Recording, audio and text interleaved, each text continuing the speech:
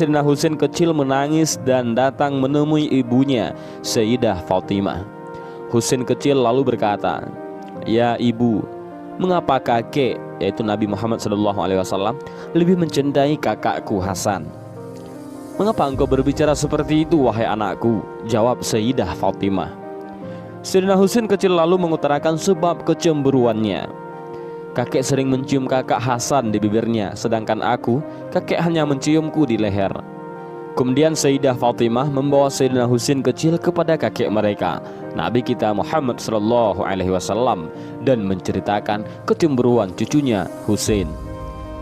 Rasulullah SAW menatap tajam dan lama, lalu bersabda, "Wahai anakku Fatimah, Hasan selalu aku kecup di bibirnya, karena dia akan mati diracuni oleh seorang yang terdekatnya, dan seluruh isi perutnya akan keluar lewat mulutnya. Sedangkan engkau, yaitu Husain..." Rasulullah SAW sejurus kemudian menatap Husain kecil cucunya lama sekali. Beliau SAW tidak bisa meneruskan ucapannya dan pingsan beberapa saat. Setelah siuman, Rasulullah SAW kembali menatap tajam sambil terus menangis berguncang dadanya. Beliau SAW lantas berkata, "Sedangkan engkau, Husain, sering aku cium di lehermu, karena engkau akan syahid dengan leher terputus." Mendengar penuturan ayahandanya, baginda Rasulullah SAW, Sayyidah Fatimah lalu menahan ledakan tangisnya sambil memeluk putranya Sayyidina Husain yang kelak akan syahid seperti yang telah Rasulullah SAW paparkan. Keluarga kecil penuh cahaya surgawi itu pun pecah oleh tangisan Rasulullah SAW yang mengguncangkan alam semesta. Sejarah akhirnya mencatat apa yang disabdakan Rasulullah.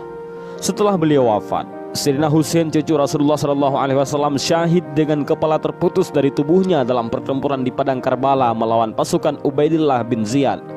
Ubaidillah mendapatkan tugas dari Yazid bin Muawiyah agar Sayyidina Husain mau membaiat Yazid sebagai khalifah setelah Muawiyah. Dalam sebuah riwayat dikatakan bahwa pasukan Sayyidina Husain hanya berjumlah sekitar 72 orang saja, sedangkan pasukan Ubaidillah bin Ziyad yang dipimpin oleh Umar bin Sa'ad bin Abi Waqqas berjumlah 4.000 orang. Ada yang mengatakan 40.000 pasukan. Sebagai manusia biasa, bisa kita bayangkan andai kita diberitahu oleh Allah tentang takdir cara kematian kita, apakah akan kuat menerimanya? Sedangkan Rasulullah SAW saja sampai pingsan karena sudah diberitahu kronologi kematian cucu-cucunya itu.